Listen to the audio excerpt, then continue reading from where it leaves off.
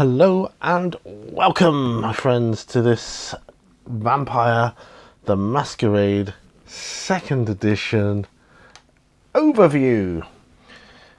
Let's take my dice off, put them on one side.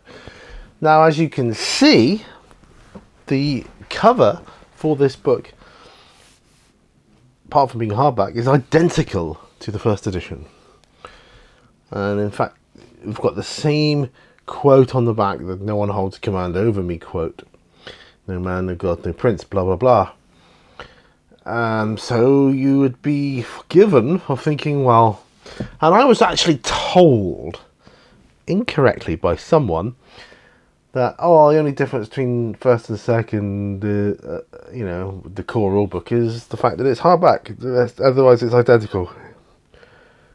And I don't know whether they were getting confused, because whilst the game mechanics are pretty much identical, in fact they could be identical, I don't know, the books are not, or the interiors are not. Hardback, yes, beautiful hardback cover, as always, great. And a lot of it is the same when you start opening up, but let's open up. Decent quality hardback, glossy, and the paper now inside, glossy paper, has a good feel to it, 1992. Forgive my voice. So we got the contents, and this kind of the same as the first book, but yeah, it's the same name, but it's done differently. So, preface the damned. So, monsters everywhere. The artwork obviously still phenomenal, and a lot of the artwork is the same, but brilliant. Look at that. Look at it. That is great. I just love that. So the damned, we go. So, laid out differently. I think it's different in terms of its presentation. It's a lot more what you would call, I suppose, bigger budget. So it talks about the same kind of things, but it has it oozes quality. Look at the quality of this book, given its age, 1992. This is just unbelievable. Yeah. Book 1, The Riddle. A lot of it is the same, but a lot of it is different. I would say 3/4 of this book is different to 1st edition. Mechanics-wise, I'd say they're the same. But the rest of it, the presentation and how it's presented to you, the reader or the player, so different, so different. We just got an awesome array of different artwork. And the artwork is phenomenal. You know me, I've always said artwork for me makes a game, an RPG game. That you just look at it and go, yeah, I want to play that character. That's me, as a bruiser or whatever. Yeah, that's me. Yeah. So the layout is better. I would say overall easier to read. Not necessarily easier to understand, but definitely easier to read. I think the layout is easier,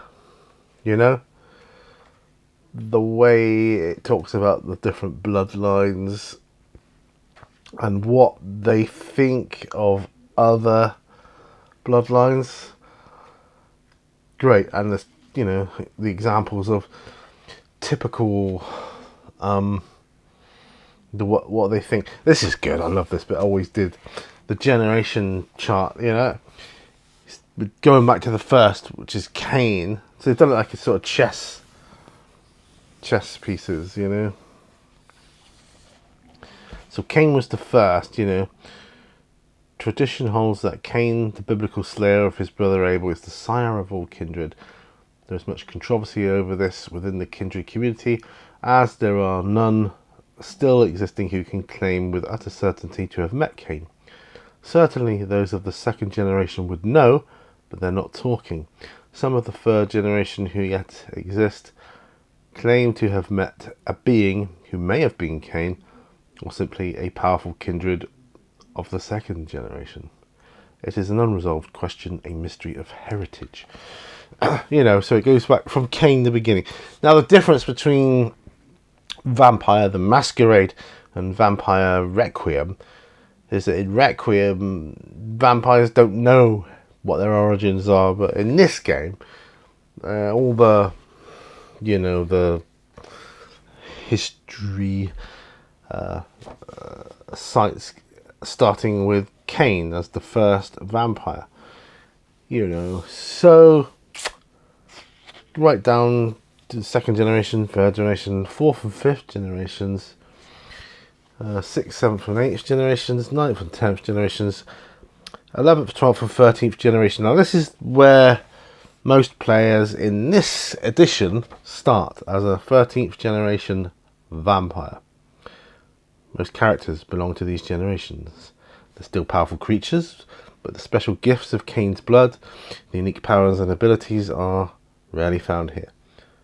Born within recent memory, the kindred of these generations are the products of societies that have received the benefits of and have been victims of rapid change. Now this is the bit where I thought about doing the thin blood thing. 14th and 15th generations.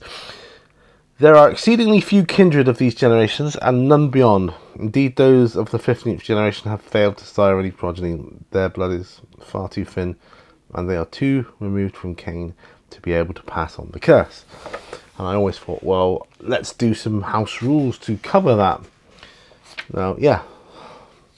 So you got a lexicon here. You know what it means, like brood is a group of vampires gathered around a leader, usually their sire. A brood may in time become a clan.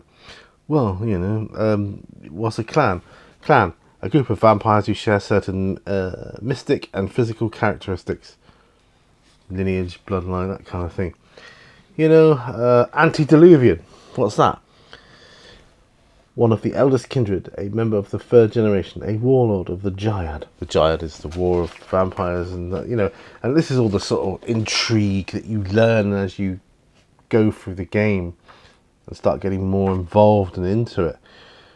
You know, this book, like I say, it oozes quality, and they've really established their writing style here with this, I think, and how they lay things out in the book.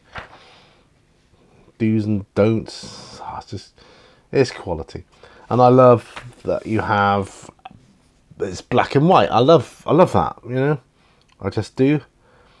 The later games, they've lost something. I will do a video on it at some point, but they have lost something that these games have, and it's incredible. Love it, you know. Malkavian. Look at that. Remember those pictures? Yeah. All the typical, like Ventrue. This is like your typical Ventrue and what they think and their stereotypes. And that, yeah, it's really good. Nature, demeanor, all that stuff laid out, really simple. There you go. For me, I suppose it's because I've played more second edition than any other. Second edition is by far my favourite for Vampire the Masquerade. Always was. Yes, I'm collecting other editions and this, that and the other, but in my heart of hearts, the second edition is my favourite. So I kind of will integrate it with Werewolf the Apocalypse second edition and probably Mummy second edition. I've never done it with Mummy before, but we'll see. Might have to look out for Mage because I did have that back in the day. I don't have it yet, but when I do, I'll do an overview of that book as well. So these are overviews, not reviews. Yeah, because well, that would take a lot more than the time it's taking me to do this video. To do a review, a proper review, would take a long time, and I feel that they deserve the time for that. But for here and now, this is what it is. Vampire the Masquerade, WW White Wolf, 2002 or 2002 for the coding for it. If you want to look out for it, the first edition was 2000, I believe.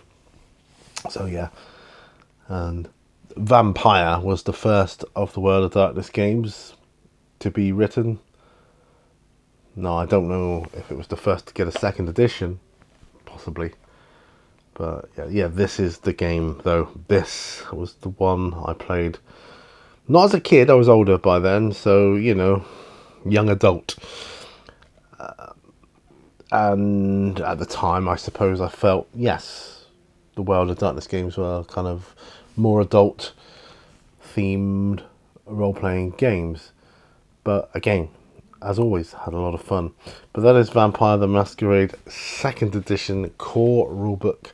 Thanks ever so much for watching. Do remember, all brushes lead to war. It's shorter because a lot of it was similar to the 1st edition, that's all.